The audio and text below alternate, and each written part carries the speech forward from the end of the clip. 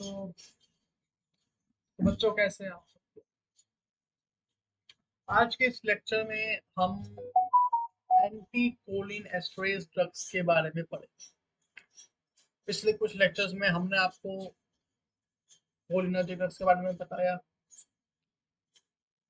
हमने आपको पिछले पिछले लेक्चर अभी जो हाल ही में गुजरा है उसमें हमने आपको ग्लूकोमा के बारे में बताया, ग्लूकोमा के टाइप्स बताया, ग्लूकोमा क्या है, और पिलोकार्पिन ड्रग, और उसके अलावा भी टीमोलोल है ना, और भी ड्रग जो भी हैं, एसिटोजोलामाइड, ये सब हमने आपको बताया कि ये सब ग्लूकोमा के पेशेंट्स में इस्तेमाल किए जाते हैं। आज के इस लेक्चर में एक नया टॉपिक है, पर टॉपिक का सब टॉपिक है, नया टॉपिक नहीं, टॉपिक का सब टॉपिक है एंटी कोलिन एस्टरेज ड्रग। अभी तक हम जो भी कुछ पढ़ते आ रहे हैं वो हम अभी तक हम जितने भी हमने ड्रग्स पढ़े हैं वो सब किसी कहीं ना कहीं एसिटाइल कोलिन की एक्टिविटी से रिलेटेड है।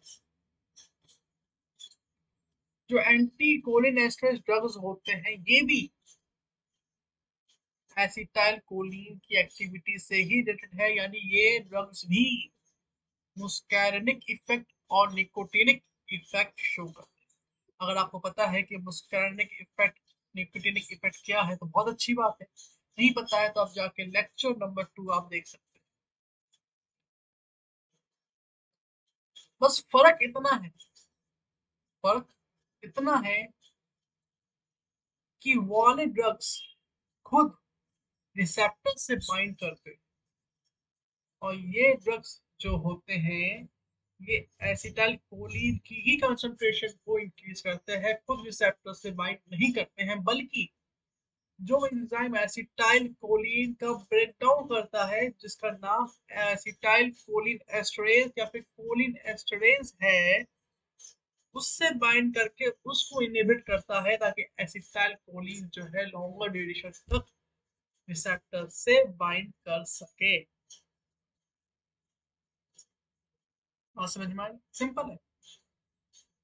मतलब हमें बस एसिटाइल कोलिन की कंसंट्रेशन को इंक्रीज करना।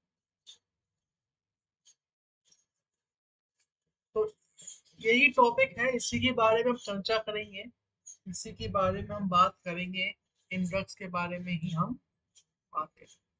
ठीक है जी, ध्यान से सुनिएगा, और जो जो बातें मैं बोल रहा हूँ उसको आप एक कॉपी पे लिख सकते हैं, क्योंकि इस स्लाइड में मैंने वही चीज लिखी है जो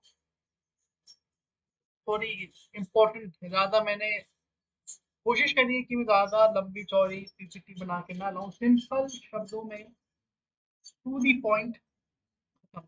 ठीक है, अब यहाँ पे शुरुआत करते हैं इस टॉपिक से। यहाँ पे वर्ड लिखा है मैंने, cholinesterase enzyme. Cholinesterase, हाँ जी। तो जो ड्रग कोलिन एस्टरेज एंजाइम को इनहिबिट करते हैं उन्हें हम कहते हैं एंटी कोलिन एस्टरेज ड्रग्स। अब बात आती है कि कोलिन एस्टरेज एंजाइम, ये वो एंजाइम होता है जो एसिटाइल कोलिन को डिग्रेड करता है। ठीक है, अब ये जो एंजाइम है ये दो टाइप के होते हैं, ट्रू होंगे तो फॉल्स होंगे। ट्रू होंगे तो ट्रू कोलिन एस्टरेज, दूसरा है सूडो कोलिन एस्टरेज। सबसे पहले हम बात करें तो ये समझ में, कोलिन एस्टरेज एंजाइम है जो एसिटाइल कोलिन को ब्रेक डाउन करता है। तो ये ट्रू और फॉल्स में क्या चक्कर है? तो सिंपल है, जो एसिटाइल कोलिन को ब्रेक डाउन करे वो ट्रू, और जो एसिटाइल कोलिन के अलावा जैसे सक्सिनाइल कोलिन, प्रोकोलिन, सॉरी जैसे सक्सिनाइल कोलिन, प्रोकेन, उसको डिग्रेड करे उसे हम बोलते हैं सूडो कोलिन एस्टरेज। सूडोकोलिन एस्टरेज को हम ब्यूटाइल कोलिन एस्टरेज भी कहते हैं। समझ में आ गए? अब ये टेबल मैंने यहाँ बना रखी है जिसमें हमने लोकेशन दे रखी कि ट्रू कोलिन एस्टरेज जो है वो आपके आरबीसीज में सेंट्रल नर्वस सिस्टम में न्यूरोमस्कुलर जंक्शन में कोलिनर्जिक साइनेप्सिस में मिलेंगे, जबकि जो सूडोकोलिन एस्ट्रेज हैं वो आपके प्लाज्मा में, लीवर में, इंटेस्टाइन में, स्किन में मिलेंगे। सबस्ट्रेट ट्रू का एसिटाइलकोलिन है और सूडोकोलिन एस्ट्रेज सबस्ट्रेट जो है वो सक्सिनाइल कोलिन, प्रोकेन और एस्टर ऑफ कोलिन होंगे। Ester of choline, choline esters, methacholine ना, मेथाकोल, ये सब चीज ठीक है। लेकिन हमें पता है जो मेथाकोल जो है एसिटाइल कोलिन एस्ट्रेज से इनहिबिट, मतलब एसिटाइल कोलिन एस्ट्रेज से रिएक्ट नहीं करता है। एसिटाइल कोलिन एस्ट्रेज जो है मेथानकोल को डिग्रेड नहीं करता। ये मैंने आपको लेक्चर नंबर 1 में या फिर 2 में बता रखा है, ठीक है। फंक्शन क्या है टू कोलिन एस्ट्रेज का, कि end neurotransmission by breaking down acetylcholine. भाई जब एसिटाइल कोलिन को ही तोड़ देगा तो नर्व इम्पल्स कौन पहुंचाएगा, और नर्व इम्पल्स नहीं पहुंचेंगी तो आपका जो भी फंक्शन जो ब्रेन कराना चाहता है वो कैसे होगा। और यही काम आपका सूडोकोलिनेस्ट्रेज है, बस वो एक्स्ट्रा ड्रग्स को मेटाबोलाइज करता है, मेथानकोल, मेथानकोल ऐसा ड्रग्स। इनहिबिशन की हम बात करते हैं, कौन कौन से ड्रग्स हैं जो ट्रू कोलिन एस्ट्रेज को इनहिबिट करते हैं, ठीक है। जैसे ऑर्गेनोफॉस्फेट्स हैं, कार्बामेट्स हैं। कार्बामेट्स में मैंने आपको बताया था ना, कार्बामेट्स में कौन कौन सा रहते हैं, जैसे नियोस्टिग्माइन, थियोस्टिग्माइन कार्बामेट्स में आते हैं। और सूडोकोलिन एस्ट्रेज में आपके ऑर्गेनोफॉस्फेट्स भी कहते हैं, लेकिन ज्यादातर सक्सिनाइल कोलिन इसको इनहिबिट करता है। ये ड्रग्स है, थियोस्टिग्माइन, नियोस्टिग्माइन टू कोलिन एस्ट्रेज को इनहिबिट करता है, और सक्सिनाइल कोलिन जो है सूडोकोलिन एस्ट्रेज को इनहिबिट करता है। और ये आपके काम में लिया जाता है नर्व गैसेस में, एंटीडोस, ग्रेविस थेरेपी में इस्तेमाल होते हैं, ठीक है। सब चीजें आगे चलते हैं। यहाँ पर मैंने वो एंटीन कोलिन एस्ट्रेज का एक क्लासिफिकेशन दे रखा है।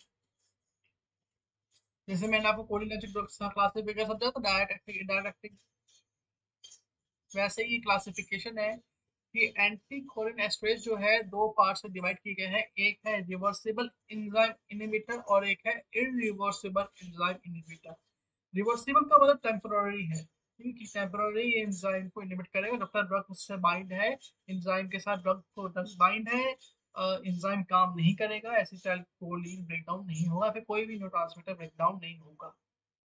इरिवर्सिबल परमानेंट है कि एक बार ड्रग ने बाइंड कर दिया तो कर दिया, फिर वो कुछ वीक्स हमें मंथ के बाद ही फिर से सही होगा ड्रग, वो सॉरी एंजाइम, समझ रहे हो। तो reversible temporary, irreversible permanent. Reversible के अंदर आपके कार्बामेट्स और एक्रिडीन आती है। कार्बामेट्स में फ्यूस्टिग्माइन, न्यूस्टिग्माइन बता दिया पहले ही, पाइरिडोस्टिग्माइन एंड एड्रोफोनियम, ये आते हैं, चार आते हैं, फ्यूस्टिग्माइन, न्यूस्टिग्माइन, पाइरिडोस्टिग्माइन, एड्रोफोनियम, ठीक है। और एक्रिडीन में आपके एग्जांपल आता है टेक्रीन, ड्रग के नाम है, फ्यूस्टिग्माइन, न्यूस्टिग्माइन, पाइरिडोस्टिग्माइन, एड्रोफोनियम, ये ड्रग है, ये चारों ड्रग है। और एग्रेडीन जो क्लास है उसमें आते हैं टेक्नीन। और जो इरिवर्सिबल एंजाइम इनहिबिटर है उसमें आपके कार्बोमेट्स आते हैं, ऊपर भी कार्बोमेट्स नीचे भी कार्बोमेट्स। इरिवर्सिबल एंजाइम इनहिबिटर में कार्बोमेट्स आते हैं जिसमें कार्बाइल और प्रोपोक्सन आते हैं। और ऑर्गेनोफॉस्फेट्स, डाइफ्लॉक्स, इकोथायोफॉस्फेट, मेलाथोइन, ये सब आते हैं, ये आपको याद कर लेना। ये फार्माकोलॉजिकल एक्शन की बात करें भैया, काम क्या कर रहे हैं, एसिटाइल कोलिन की कंसंट्रेशन को इंक्रीज करना है। तो जो काम एसिटाइल कोलिन का था वही सारा फार्माकोलॉजिकल एक्शन होगा। जैसे कार्डियोवैस्कुलर सिस्टम में क्या करेगा, ब्रेडिकार्डिया, एसिटाइल कोलिन भी तो ब्रेडिकार्डिया करता, ये भी ब्रेडिकार्डिया करेगा। हार्ट रेट कम करना, भाई एसिटाइल कोलिन भी तो हार्ट रेट कम करता था, ये भी हार्ट रेट कम करेगा। तो काम तो वही कर रहा है जो एसिटाइल कोलिन कर रहा है, कोई अलग थोड़ी ना है। तो ये सब आपको याद है। अब ब्रेडिकार्डिया होगा, हार्ट रेट कम होगा तो क्या होगा, हाइपरटेंशन होगा, यानी कि ब्लड प्रेशर कम होगा। स्केलेटल मसल्स में देख लो, एसिटाइलकोलिन क्या करता है, न्यूरोमस्कुलर जंक्शन में निकोटिनिक इफेक्ट करता था। स्केलेटल मसल कॉन्ट्रैक्ट होते थे, मसल कॉन्ट्रैक्शन इंक्रीज होगा, ठीक है। और कुछ कुछ केसेस में फेसिकुलेशन और ट्विचिंग भी होता था। और अगर हाई डोज हम देते हैं तो डीपोलराइजेशन ब्लॉक हो जाता है, तो डीपोलराइजेशन होता ही नहीं है। अब जब डीपोलराइजेशन ही नहीं होगा तो नर्व इंपल्स कैसे ट्रांसमिट करेगा, और जब नर्व इंपल्स ट्रांसमिट करने करेगा तो पैरालिसिस हो जाएगा। और समझो ये थोड़ी उसके आफ्टर इफेक्ट है, लेकिन जो मेन काम स्टार्टिंग में करता है वो निकोटिनिक इफेक्ट देता है न्यूरोमस्कुलर जंक्शन में, जो कि मसल कॉन्ट्रैक्शन इंक्रीज कर सकता है। और उसके बाद अगर तब भी चलता ही रहा है, इरिवर्सिबल आपने दे दिया है, तो डीपोलराइजेशन ब्लॉक हो जाएगा जिससे पैरालिसिस हो जाएगा।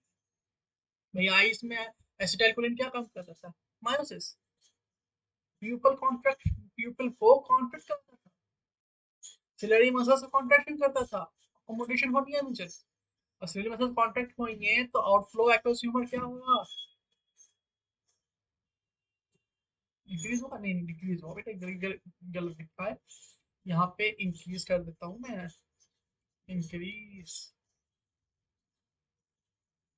हाँ आपसे नहीं सही लिखा, सही लिखा, इंक्रीज करेगा आउटफ्लो एक्वस ह्यूमर, जिससे क्या हो जाएगा, डिक्रीज होगा आपका इंट्रा ऑक्यूलर प्रेशर, ठीक है। जीआईटी में क्या करता है, ऐसे पेरिस्टाल्सिस इंक्रीज करता था, सिक्रीशन इंक्रीज करता था, कोई तो करेगा, ठीक है। स्मूथ मसल, जीआईटी में स्मूथ मसल्स होते हैं, उसमें कॉन्ट्रेक्शन कर रहा है, जैसे क्या हुआ, क्रैम्प्स आएंगे, एब्डोमिनल कॉलिक, डायरिया, ये सब चीजें हो सकती है, ठीक है। तो ये सब चीजें हमने पता रखी है। सिक्रीशन में सलाइवेशन इंक्रीज कर देगा, लिक्विमेशन इंक्रीज करेगा, sweating, bronchial secretion, gas excretion. Smooth muscles other than GIT में ब्रोंको को कंस्ट्रक्शन कराएगा, जो कि आपके एस्थमेटिक और COPD chronic obstructive pulmonary disease वाले पेशेंट्स में दिक्कतमंद होगा, और कॉन्ट्रैक्शन ऑफ यूरिनरी ब्लैडर कराएगा, ठीक है, जिससे आपकी मेंस्ट्रुएशन इजी होगी। सीनेस में हम बात करते हैं तो जो खाली लिपिड सॉल्युबल है, जैसे फियोस्टिग्माइन जो है, और ऑर्गेनोफॉस्फेट, नियोस्टिग्माइन लिपिड सॉल्युबल नहीं है, क्वाटरनियमाइन है, फियोस्टिग्माइन टर्शनियमाइन है, ब्लड ब्रेन बैरियर क्रॉस करेगा, ठीक है। तो सीएनएस में लिपिड सॉल्युबल जो है टर्शनियमाइन, जो फियोस्टिग्माइन है और ऑर्गेनोफॉस्फेट है, वही ऐड करते हैं। लो डोज में अलर्टनेस स्टिमुलेशन करेगा, हाई डोज में कन्वर्जन कोमा, रेस्पिरेटरी डिप्रेशन, ये सब चीजें हो सकती हैं। समझ में आ रहा है?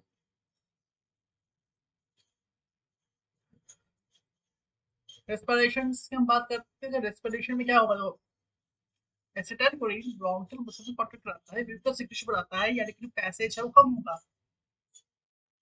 पैसेज कम होगा तो रेस्पिरेशन में, ब्रीथिंग में दिक्कत होगी, फेलर हो जाएगा, paralysis of diaphragm and intercostal muscles, bronchospasm plus excess secretion. ये सब वही काम है जो एसिटाइलकोलिन कराता था, बस ड्रग अलग है। कुछ पहले वाली ड्रग में हम रिसेप्टर से बाइंड करवा रहे थे कि भैया तू खुद जाके बाइंड कर, ये वाली ड्रग जो है भैया एसिटाइलकोलिन को ही बाइंड करवा रही है, भैया तू बाइंड करते रहे, हम तुझे छोड़ने वाले को रोक रहे हैं, काम वही है, ठीक है। अच्छा, इसमें एक वर्ड आया है जिसे हम कहते हैं ट्विचिंग एंड फैसिकुलेशन, ये फैसिकुलेशन या फिर इसका मतलब क्या होता है, देखो ट्विंचिंग और फैसिकुलेशन मतलब होता है छोटी छोटी तेज और इनवॉलेंट्री मसल कॉन्ट्रैक्शन। आम भाषा में हम इसे कहते हैं मसल का फुदकना, मसल का फुदकना। जो मसल फुदकती है ना, हल्की हल्की कॉन्ट्रैक्ट रिलैक्स कॉन्ट्रैक्शन होता है तो हल्के से मसल फुदकती है, उसे कहते हैं हम फैसिकुलेशन एंड ट्विंचिंग। अच्छा, अब ड्रग्स के बारे में पढ़ने से पहले हम इंडिकेशन ही देखेंगे, पहले हम ड्रग्स देख लेते हैं, ठीक है। चलो पहले हम इंडिकेशन से पहले हम पहले ड्रग्स के बारे में ज्यादा स्टडी कर लेते हैं। दो ड्रग्स हम पढ़ेंगे इसमें, physostigmine and neostigmine. Physostigmine blood brain barrier cross करेगी, टर्शनियमाइन है, ठीक है। नियोस्टिग्मीन जो है ब्लड ब्रेन बैरियर क्रॉस नहीं करती, क्वाटरनियमाइन। जो फ्यूस्टिग्मीन है ये मालाबार सॉरी सॉरी कालाबार बीन से ऑब्टेन की जाती है, अल्कोलॉइड है, फ्यूस्टिग्मीन अल्कोलॉइड फॉर्म में ऑब्टेन फ्रॉम कालाबार बीन्स, और ये रिवर्सिबल एंटी कोलिनेस्टरेज इनहिबिटर है, इरिवर्सिबल नहीं है। इरिवर्सिबल में यहाँ पर एक एग्जाम्पल आता है डाइफ्लॉक्स, जिसे हम बोलते हैं डाई आइसोब्यूटाइल आ गया हीरा डाइफ्लॉक्स। अरे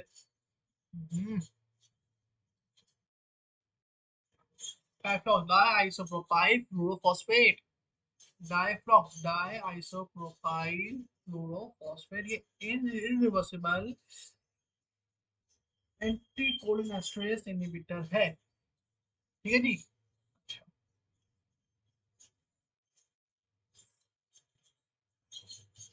ये ब्लड ब्रेन बैरियर को क्रॉस कर पाता है, इसलिए इससे कन्वर्जन कॉज कर सकता है, दौरे को कॉज कर सकता है ओवरडोज।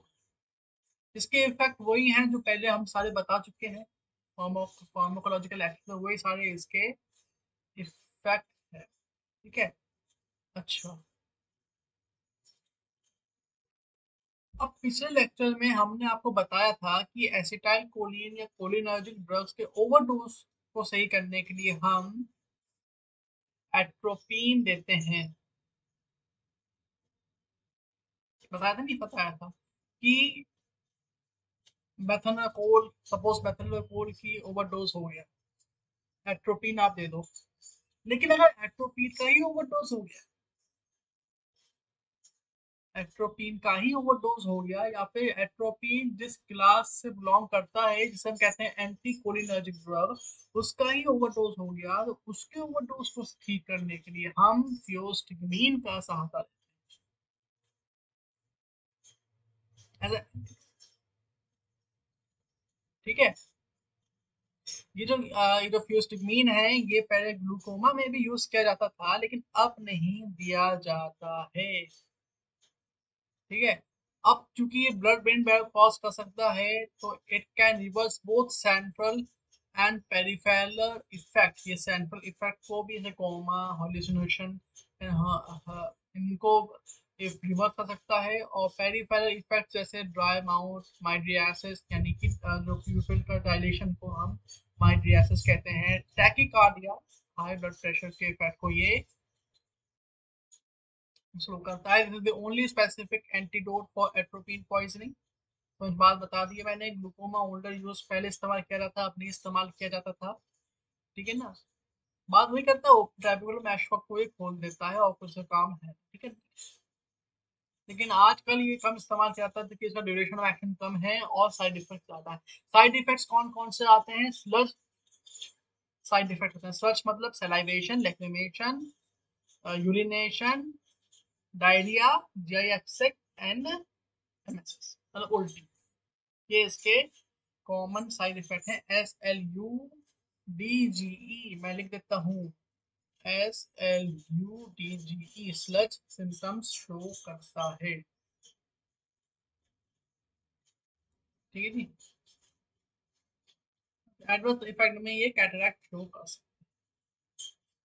नियोस्टिग्मीन की बात करते हैं। कॉर्डिनरी अमाइन है, ब्लड ब्रेन बैरियर क्रॉस नहीं करता है, माइस्थीनिया ग्रेविस में इस्तेमाल किया जाता है। मसल स्ट्रेंथ, माइस्थीनिया ग्रेविस में मसल स्ट्रेंथ वीक हो जाती है। पोस्ट ऑपरेटिव पैरेलिटिक इलियस और यूरिनरी रिटेंशन में इस्तेमाल किया जाता है, यानी सर्जरी के बाद पैरालिसिस को रिवर्स करने में दिया जाता है। इसके एडवर्स इफेक्ट वही हैं जो आपके फ्यूसिग्माइन के थे, यानी कैटरैक्ट, फ्लक्स सिस्टम, लेकिन सीएनएस वाले नहीं थे। तो क्यों? क्योंकि ये ब्लड ब्रेन बैरियर को क्रॉस नहीं करता, ये सिंथेटिक है। ठीक है जी। बाकी सब मैंने बता ही दिया है। माइस्थीनिया ग्रेविस में इस्तेमाल करता है, और जो इंटेस्टिनल गैस होती है उसको भी एक्सपेल आउट करने में ये काम करता है। डोज जो होता है 15 से 30 मिलीग्राम, 3 से 4 टाइम कर रहे हैं आफ्टर ट्रीटमेंट विद एट्रोपिन।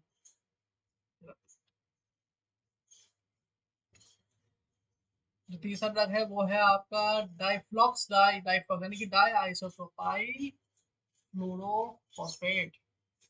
एक इरिवर्सिबल एंटी कोलिनेस्टरेज ड्रग है, परमानेंटली ब्लॉक करता है। ठीक है। ऑर्गेनोफॉस्फेट कंपाउंड होता है, लिपिड सॉल्युबल है, सीएनएस में भी एंटर कर सकता है। कोवेलेंटली बाइंड करता है with the acidic site of acetyl choline esterase, phosphorylation of enzyme. Enzyme से जो होता है परमानेंटली इनएक्टिवेटेड हो जाता है। ठीक है। आगे इसका इस्तेमाल नहीं किया जाता, एब्सोल्यूट न्यू। क्यों? टॉक्सिसिटी की वजह से। अब क्योंकि हम इस्तेमाल किए जाते हैं इसलिए उनको मैं फटाफट निकाल रहा हूँ, इसमें ज्यादा चर्चा हम कर नहीं रहे हैं। अलिया की बात करें तो क्रॉनिक ग्लूकोमा ऐसा आई ड्रॉप इस्तेमाल किया जाता था, लेकिन वही आप बाय मोर सेफर ड्रग इसको हमने रिप्लेस कर दिया है, जैसे पिलोकार्पिन फ्यूस्टिगमाइन डेरिवेटिव्स के साथ। आजकल इसको हम टॉक्सिक एजेंट या फिर नर्व गैस प्रोटोटाइप के तौर पर भी हम जानते हैं। ये सब इंडिकेशंस हैं कि आई में ग्लूकोमा में काम किया जाता था, लेकिन अब ज्यादा काम नहीं आता है। फ्यूस्टिक में बहुत रेयरली काम हो जाता है, पिलोकार्पिन इस्तेमाल किया जाता है। ये उसके वही मतलब दे रखे हैं कैसे यूज होता है, एक्वस ह्यूमन ड्रेनेज को ये बढ़ा देता है, ठीक है ना, फिर मसल कॉन्ट्रैक्शन करके इंट्राओकुलर प्रेशर डिक्रीज करके। जीआईटी ब्लड एटोनी में क्या है, न्यूस्टिग्माइन मेथनोल ये सब काम आते हैं। तो आप खुद भी पढ़ सकते हो, इतना कुछ है नहीं इसमें। अल्जाइमर में काम आ सकता है, ठीक है ना। ये सारे ड्रग्स जो भी हैं, इसमें जो कुछ ड्रग्स आप देख सकते हो जो अभी जैसे मैंने पढ़ाया नहीं है, जैसे ये डोनिप्राजिल है, रिवास्टिग्मीन है, गैलेटामीन है, ठीक है ना, एड्रोफोनियम, इतना कुछ नहीं, ठीक है। ये सब में आगे हम पढ़ेंगे। कॉन्ट्रा इंडिकेशंस की हम बात करते हैं भाई, क्यों ये कॉन्ट्रा इंडिकेटेड होते हैं, कहाँ कहाँ कॉन्ट्रा इंडिकेटेड होते हैं, उसके बारे में हम चर्चा करते हैं। कि न्यूरोस्टिग्माइन जो होते हैं गैस्ट्रोइंटेस्टाइनल ऑब्स्ट्रक्शन और इलियस और यूरिनरी ट्रैक्ट ऑब्स्ट्रक्शन में कॉन्ट्रा इंडिकेटेड होता है। क्यों इंडिकेटेड होता है इसका मैंने आगे दे रखा है। तो क्या होता है गैस्ट्रो इंटेस्टिनल ऑब्स्ट्रक्शन, मतलब जो आपके इंटेस्टाइन्स है उसमें ऑब्स्ट्रक्शन है, यानी कि इंटेस्टाइन के पासेज में रुकावट है, ठीक है। इंटेस्टीन के पासेज में रुकावट है। अब न्यूरोस्टिग्माइन जो काम करता है वो तो एसिटाइलकोलिन की तरह करेगा, मतलब पेरिस्टाल्सिस इंक्रीज करेगा, डिप्रेशन में इंक्रीज करेगा। अब अगर मैकेनिकल ऑब्स्ट्रक्शन है और तो वो पेरिस्टाल्सिस ऑब्स्ट्रक्शन के अगेंस्ट होगा, इससे पेन इंक्रीज हो सकता है। भाई पहले से कुछ चीज बंद है, आप उसको आप पेरिस्टाल्सिस कर रहे हो, दबाई जा रहे हो, कॉन्ट्रैक्ट कराई जा रहे हो, तो पेन डिक्रीज होगा, ठीक है।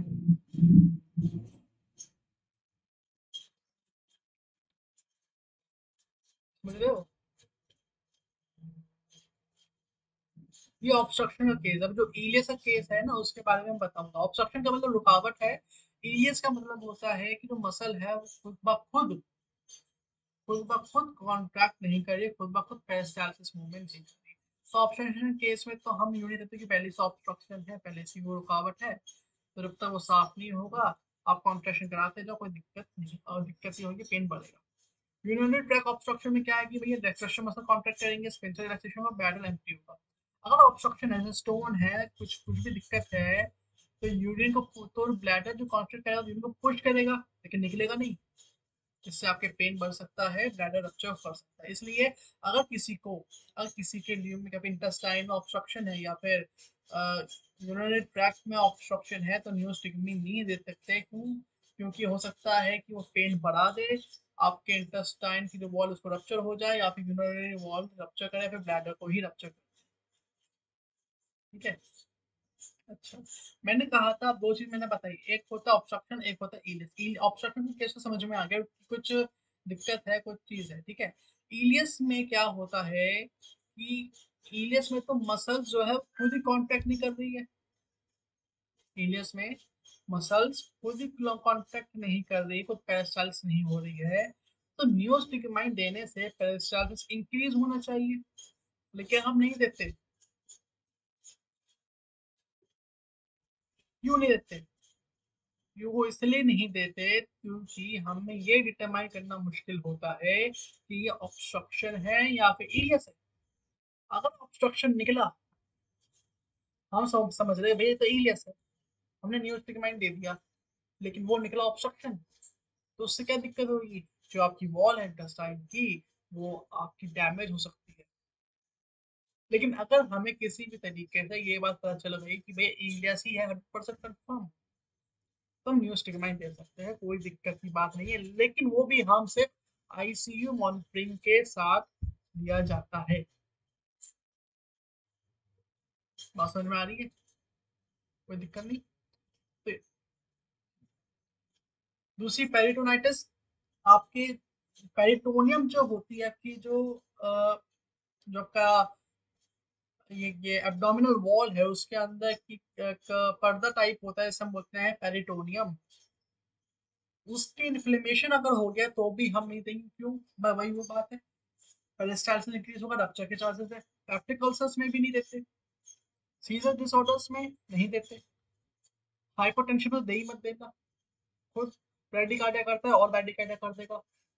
किसी को दिल की बीमारी है, उसका हार्ट रेट ऊपर नीचे है, ब्लड प्रेशर ऊपर नीचे चलता रहता है, उसमें भी नहीं दे सकते। Asthma, chronic bronchitis, chronic airway limitation, उसमें भी नहीं दे सकते। क्यों? क्यों? क्योंकि न्यूरोस्टिग्माइन जो है वो आपके जो आपके जो ट्रैकिया, जो आपके रेस्पिरेटरी कंडक्शन पार्ट का जो ल्यूमेन होता है, उसे कॉन्ट्रैक्शन कराएगा, ल्यूमेन कम नैरो करेगा, ऊपर से म्यूकस सर्कुलेशन में बढ़ा देगा।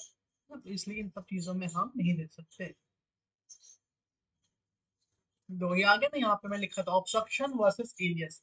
ऑब्स्ट्रक्शन का मतलब है फिजिकल या फिर मैकेनिकल ब्लॉकेज। मैंने वही बोला ब्लॉकेज है, इलियस का मतलब है कि intestinal motility without any physical blockage. क्यों ब्लॉकेज हो सकता है? हर्निया, इन सब चीजों की वजह से, ट्यूमर की वजह से हो सकता है। और इलियस में क्यों, मतलब क्यों सही से कॉन्ट्रैक्ट नहीं करती? पोस्ट सर्जरी की वजह से, पेरिटोनाइटिस की वजह से, आपके कभी कभार इलेक्ट्रोलाइटिक इम्बैलेंस हो जाता है, पोटेशियम कम हो गया, मैग्नीशियम कम हो गया, तो जो आपने ड्रग्स जैसे ओपियोइड, एंटीकोलिनर्जिक ड्रग्स यूज की वजह से भी। ल्यूमेन ब्लॉक होगा तो फूड एंड फ्लूइड पास नहीं करेगा, ल्यूमेन ओपन होगा लेकिन इंटेस्टाइनल प्रेशर नहीं करेगी, तो खाना वहीं का वहीं अटका। आप समझ लो। तो ये यहाँ आ गए पेरिटोनाइटिस, वही जो बात करी मैंने कि जो पेरिटोनियम है, जो inner lining of abdominal cavity है, उसको हम, उसकी इन्फ्लामेशन को हम पेरिटोनाइटिस कहते हैं। ठीक है जी। गट स्मूथ मसल कॉन्ट्रैक्ट प्रमोट करता है, लेकिन पहले अगर आपका बॉल को पोस्ट कॉन्ट्रैक्ट करेंगे तो सिविल कॉर्टिकल पेन, इन्फ्लाम, परफोरेशन, वही मैंने बोला, डैमेज हो सकता है, बॉल वॉल पे टेंशन बढ़ जाता है, इन्फेक्शन स्प्रेड होने के डेंजर। इलियस के केस में भी कॉन्ट्रैक्शन प्रोवोक करना अनसेफ होता है। ठीक है जी। सीरियस डिसऑर्डर्स की बात करते हैं कि ब्रेन के न्यूरॉन्स के एब्डोमिनल एक्सिस से रिलेटेड डिस्चार्ज होता है, सीजर्स कहते हैं। दौरा पड़ना, सीजर्स का मतलब होता है दौरा, बार बार दौरा पड़ते हैं उसे बोलते हैं एपिलेप्सी। तो एक दौरा पड़ा, सीजर। रिकरेंट, बार बार दौरा पड़ रहा है, हर 3 मिनट बाद, हर 5 मिनट बाद, एक ड्यूरेशन के बाद दौरा पड़ रहा है, उसे हम बोलते हैं एपिलेप्सी। ठीक है जी। तो पेशेंट में sudden conversion, jerky movement, loss of consciousness, sensory change too हो सकते हैं। अगर रिकरेंट होता है तो एपिलेप्सी कहते हैं। ठीक है। एंटीकोलिनेस्टेस इंस्ट्रूमेंट फ्यूसिगमाइन ब्रेन इनहिबिट करते हैं, जिससे सेरोटोनिन बढ़ता है साइनैप्स में, आपके सीरियस डिसऑर्डर्स में और भी दिक्कत आ सकती है। Cholinergic over activity, hyperactivity of neuron lead to restlessness, tremors, conversion, even coma.